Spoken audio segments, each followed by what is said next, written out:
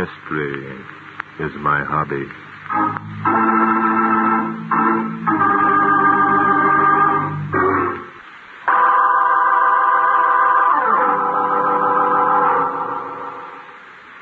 Today's story took place last month. Inspector Noah Danton and I had gone up to the Saranac Lake country to do some bird shooting. On the third day of our vacation, we started out early in the morning, and before noon found ourselves some distance from the lodge where we were staying.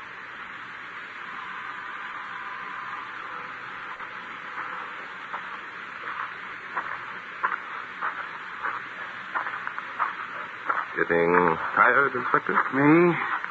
Tired? Heck no. I never get tired. Phew. Let's stop and rest a minute. All right, Inspector. There's a log we can sit on. Yeah, good idea. This is better. Say, Bart. Yes, Inspector. How far do you figure we've walked since morning? Oh, not very far. Well, we've certainly come a long way. Yes, and I think we might as well face it now as later. Huh? Face it. Face what? The fact that you're lost, Inspector. I'm lost. Mm-hmm. Now, wait a minute, Bart, my boy. You're here, too, you know. Yes, that's right, Inspector. But it was you who said you knew this country like your own backyard. Did I? Yeah. Bart, I've a confession to make. Oh, that's Inspector. What? I haven't a backyard. Very amusing, Inspector. Well, let's get going. Get going? Where? If we're going to be lost, I'd rather be lost sitting still. We could build a fire. We cut through that heavy growth over there. Looks like good partridge cover. Well, all right. But I still think we ought to send up a smoke signal or something. Inspector, I'm beginning to think that you're a pioneer at heart. Yeah. I'm Daniel Boone without the whiskers.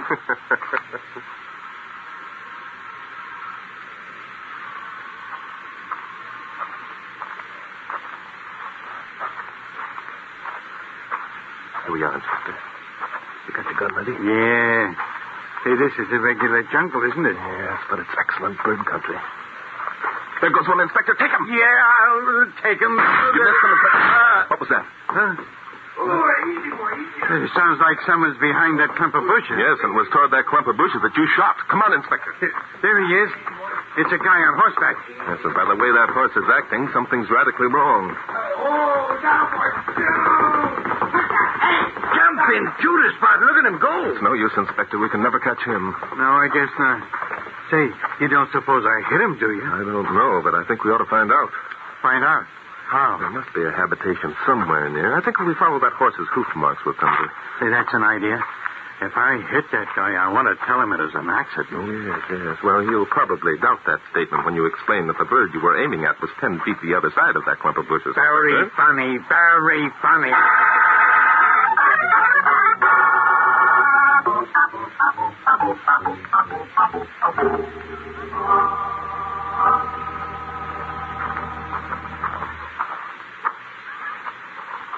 Jumping Judas, Bart. My dogs are so tired they're going to begin barking in a minute. Don't get discouraged, Inspector. It can't be much farther. No? No. You've been saying that for the past 2 hours. There it is, Inspector. You can tell those dogs of yours that it won't be necessary to bark now. What? Oh, a house, eh? Nice one. Say, that's quite a place, isn't it? Big enough to be a hotel. Yeah, it looks to me more like a private residence. Some rich man's hunting lodge, maybe. Yeah, I guess you're right. Those buildings in back must be the stables. Yep. Well, there's no doubt this is where our horseman lives. Shall we go up and make ourselves known, Inspector? Good idea. I hope they got an automobile. Listen. Huh? Oh, sounds like someone's in trouble. Mark! Oh, who are you? Is there something wrong with us? Yes. Will you help me, please? Something's happened to Chris. Chris? Chris Pomeroy. He's a friend of ours. He shot himself. Shot himself? Well, now, that's right up our alley. Never mind, Inspector. Lead the way, miss. We'll be glad to do anything we can. Oh, thank you. Come with me. When did it happen, miss? I don't know. Not very long ago. Mark and I were out for a walk. When we got back, I found Chris. Well, was it we or was it I? It was I. This is the room here. He's over there in the chair. Yes, I see. You, please stay here, miss. Come along, Inspector. Yeah, I'm coming. Got through the temple. Do you recognize him as our horseman, Inspector? Could be. He must have been sitting here by the window reading. There's a book in his lap. Yes, and there's the gun on the floor. It looks like suicide, all right. Doesn't it? Do you really think so, Inspector? Naturally. Don't you? I'm not sure yet. Not sure. But look, Bart, there are powder burns on the guy's face. That proves that the gun was held very close to Pomeroy's head when it was fired, doesn't it? It sure does, yeah. It also proves that he pulled the trigger himself. Oh, why, Inspector? Why?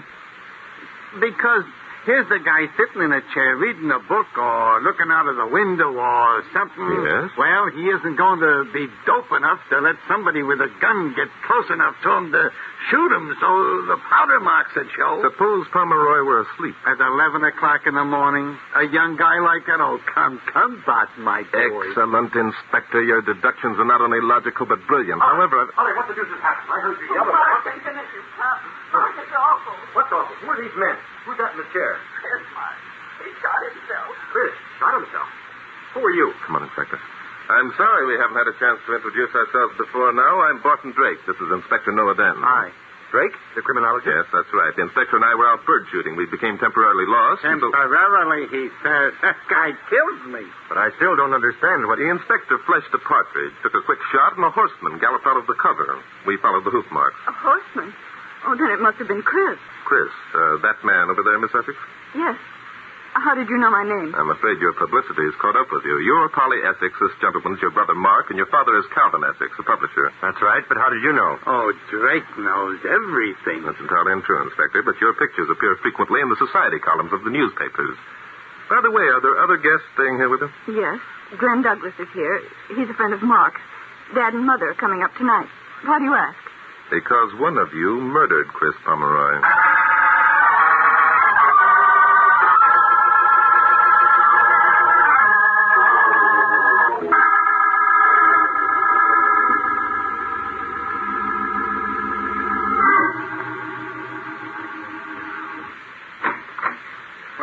I got the kids out in the living room, waiting like you said, Bart.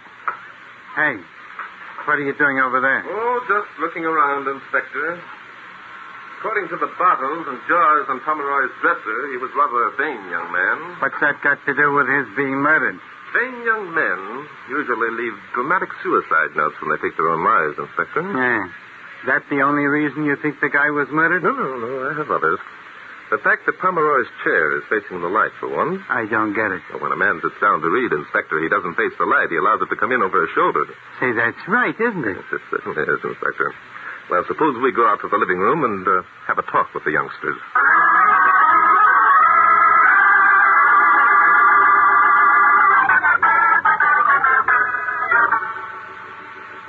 I'm telling you, Drake, I don't like this. Well, neither do I, Essex. Nobody likes murder. It's absurd to say that Chris was murdered. Inspector Danton proved by his deductions that it wasn't murder. That's right, I did. Didn't I? Mm-hmm. Inspector Danton was merely stating facts that seemed obvious to him at the time. I have every respect for his opinion. That's mighty fine of you, Bart, old boy. But now, in the excitement of the moment, Inspector Danton overlooked a number of things. Such as what? That's a good question, son. Before I answer it, I'd like to ask a few questions myself. Do you mind? Yes. I think you're letting your imagination run away with you, Drake. It's pretty obvious what happened. And just what do you think happened, Essex? I think that Chris went out for a ride this morning. Returned early and decided to read an hour before lunch. Yeah, but the book became boring, so he decided to shoot himself, eh? That I can understand. Some of the books I've read lately... Inspector, tell me, Essex, why do you think Pomeroy shot himself? How should I know? Now, look, Drake, what's the use? Why don't you tell him, Mark? Tell me what, Miss Essex? No, Polly, you keep out of this. It doesn't concern you at all. Chris shot himself. Why, I don't know or care. But I do care about dragging our name through a murder trial. I'm afraid your name is going to be dragged through a murder trial, whether you like it or not, Essex. Now, Miss Essex, what was it you were about to say? That Chris and I were engaged. Aha! Here it comes, the old love motive. Blast it, Polly, I told you to keep quiet. But, Mark, if Chris were murdered, we can't just ignore it. Wouldn't it be better to do what we can to help? Why? We're not even sure who these men are. Why should we answer their questions?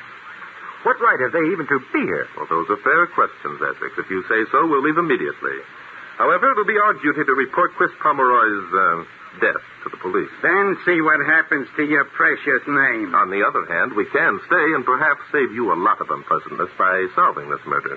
Solving it? Yes, solving murders is rather a hobby with me. He writes books about it. Mr. Drake's right, Mark. If the police come, reporters are sure to follow, and Dad will be furious. Okay, you win. What do you want us to do, Drake? Thank you. Miss Essex, you say Pomeroy was in love with you. That's hardly a reason for murder. We were engaged, but last week something happened. Oh? Glenn Douglas came home. He'd been reported missing in the war. It was a surprise to us all. I see. And you and Glenn Douglas had known each other before the war. He was in love with me. And you with him? I don't know. Oh? We weren't engaged, but I told him that I'd wait. Well, that makes a nice little situation, doesn't it? Glenn didn't kill him. He wouldn't do a thing like that. He's my best friend. The soup is getting thicker, Bart. Yes, you're so right, Inspector. Where is this Glenn Douglas now, Essex? Oh, I don't know. He's around somewhere. You've got to take it easy with Glenn, Drake. Really? Yes, he was in a prison camp for a long while. He's in bad shape. Oh, I understand. Please don't worry about it. Miss Essex, was it you who discovered the body? Yes, it was. Can you tell me about it, please? There isn't much to tell. Mark and I went out for a walk this morning. When we got back, Mark stopped at the stables, and I came on to the house alone. I see. Did you hear the shot? No, I didn't. Then how did you happen to discover Pomeroy's body? Why, I went to his room. And you found him sitting in the chair dead? Yes. And you began screaming for help? Yes. Immediately? Yes, why? I think you're lying, Miss Essex. How dare you? If you'd come directly up from the stables to the house, Inspector Danton and I would have seen you. That's right. We came up that way ourselves. Also, I do not believe that you took a morning stroll with your brother when two young men, both of whom were in love with you, were eager for your company. I concur. Very unnatural indeed. And lastly, Miss Essex, I don't think you went to Pomeroy's room unless you had some definite purpose in mind. I resent your saying that, Mr. Drake. I'm sorry, Miss Essex. Frankly, I think you know who murdered Chris Pomeroy. I think you saw whoever it was, and you're trying to shield him.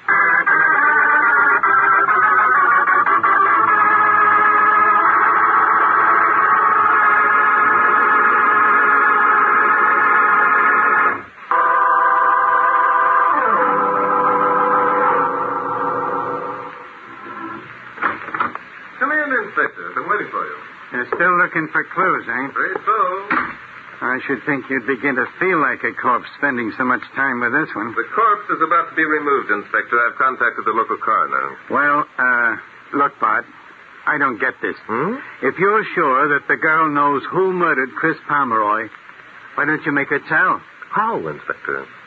How what? How would you suggest I make her tell? Ask her. Make her talk. Well. Oh, Inspector, you're terrific. Did you ever try to make a woman talk when she didn't want to?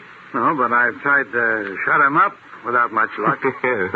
And I'm afraid we'd have similar results with Miss Essex. But look, there's ways. Yes, such as the so-called third degree, Inspector. Well, we're cops. No, Inspector. We're on vacation. Remember, we're not acting in an official capacity at all.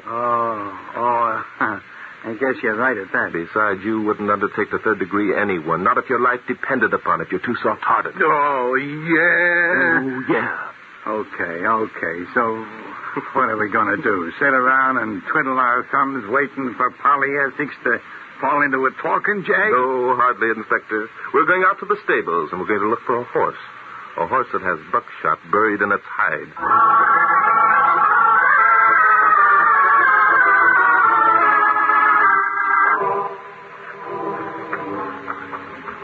I guess this must be the stables, Inspector. Yeah, looks like it. I'll open the door.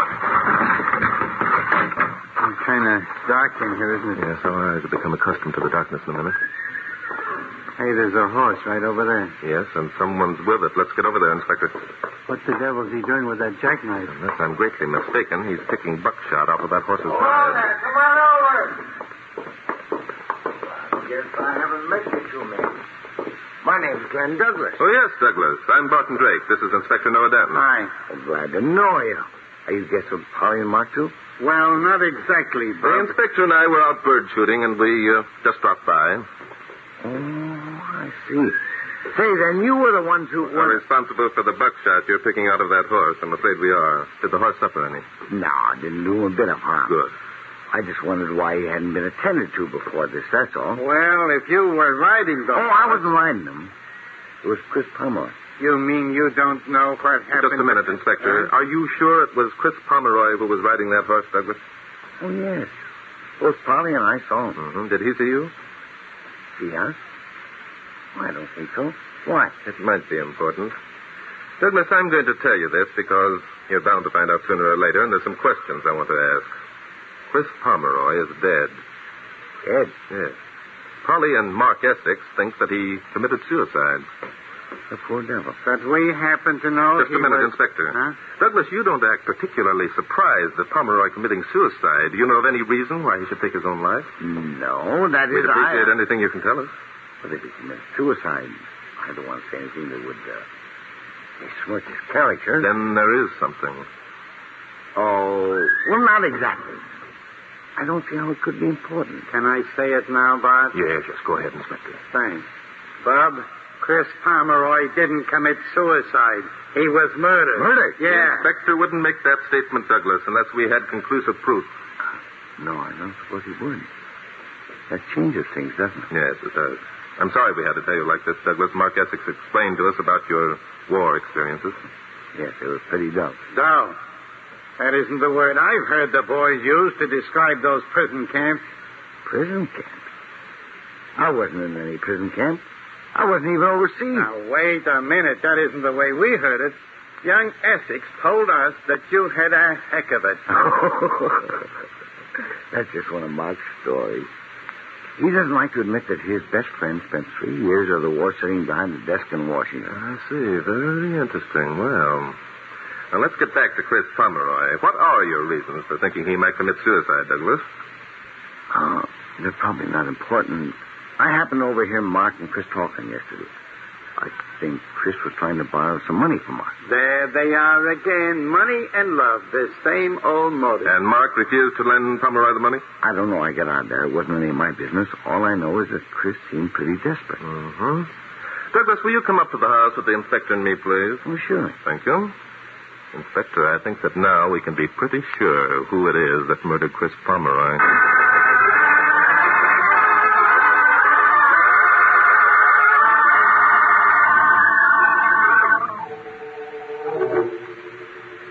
Understand me, Drake. I want to do everything I can to cooperate.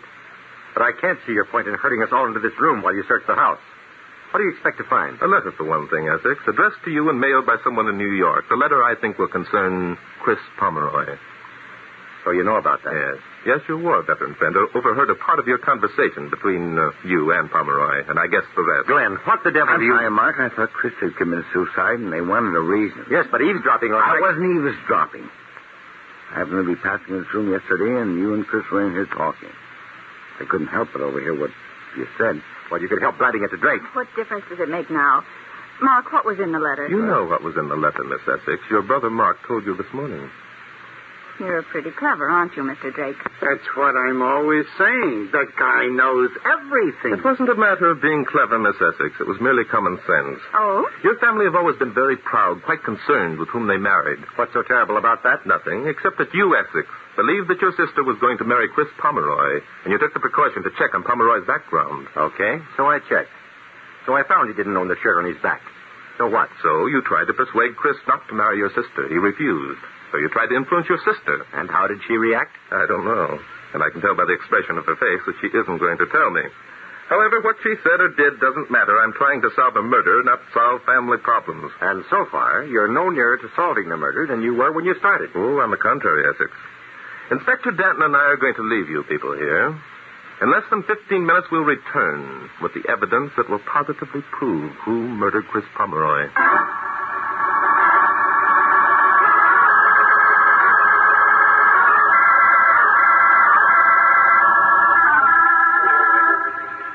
Well, Bart, here's the last bedroom. Yep. And so far we found nothing. Patience, Inspector. I can practically guarantee that what we're looking for is in this bedroom. Whose bedroom is it? I haven't the faintest idea, Inspector. Then when we find what we're looking for, how are you going to know who owns it? Fingerprints, Inspector. Now, just take a look in this closet. Say, Bart, Yes, Inspector? I'm probably kind of dumb, but I still don't see why Chris Pomeroy let anyone get close enough to him to press the barrel of a gun against his temple. Nothing in the closet. You're not dumb, Inspector. Let's take a look in this wardrobe. Bart, Yes, Inspector. Look, the door to the hallway's opening. By Jove, so it is. I didn't expect this. Out! The guy! He's got it!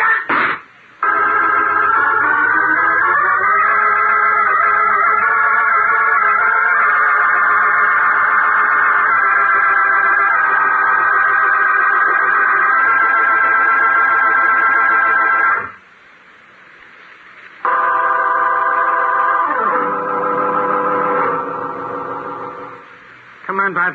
He banged the door and beat it. We can catch him. No, Inspector, wait. Huh? What's the matter? That's exactly what he wanted us to do, chase him so he could come back and... By Jove. Now what? Come with me, hurry. You say, what is this? First, you say not to chase the guy and Leave the door open, Inspector. Open? Well, all right, only... Here we are. Look, this is just another bedroom across the hall. Get inside. Quickly now. But look, Bud. We were in this room a little while ago. Keep quiet, Inspector. We'll peek through this crack in the door. What's going to happen? Keep quiet. Okay. Coming now. Yeah. Someone's coming along the hall. I'm not saying anything. He's crossing to the other bedroom. Yeah. And the doors are all open for him. Come on, Inspector. Don't make any noise. Oh, don't worry about me.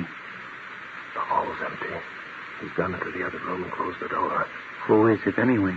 The murderer, Inspector. You don't say. Have you your gun ready? Yeah, I got it right here in my hand. Good. Come on. All right, Douglas. Drop that gun, Douglas! Oh, you're not going to take... Oh, no!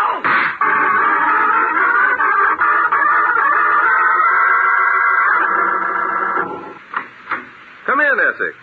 How's your sister? She'll be all right, I guess. I'm glad. It was quite a blow to her, finding out that it was Glenn who murdered Pomeroy. Yes, I imagine it was, especially when she thought the real murderer was you. Huh? Me? Yes. Isn't it true that when you and Polly were out walking this morning, you told her that you learned about Pomeroy's financial standing? Yes. How did you know? I guess, but my guessing was based on certain facts I had acquired. For example, you also told Polly that you were going to speak to Pomeroy, ask him to break off his engagement to her. What it amounts to that? I thought so. Polly wanted to talk to Chris, too, you know. She knocked on his door. When no one answered, she opened it. I see. And when she found out he was dead, she thought that because of what I'd said that I had killed him. Yes. So naturally, she couldn't tell the inspector and me. But I still don't understand why Pomeroy allowed Glenn to get so close that he could press a gun against his head. Well, that was easier than you might think. Pomeroy was quite madly in love with your sister. He was jealous of Douglas. Well, that was obvious. Yes. This morning, Pomeroy went out for a ride. He suspected that Polly and Douglas were together. Well, they weren't. Polly was with me. I know, but Pomeroy didn't know that. He went back to his room. From the front window, he could command a view of the entire valley. I get it. He saw Polly and me and thought it was Polly and Glenn. Yes, but he wasn't sure, so he got out a pair of binoculars and he sat there watching you. Say, that's the reason. That's it, Essex.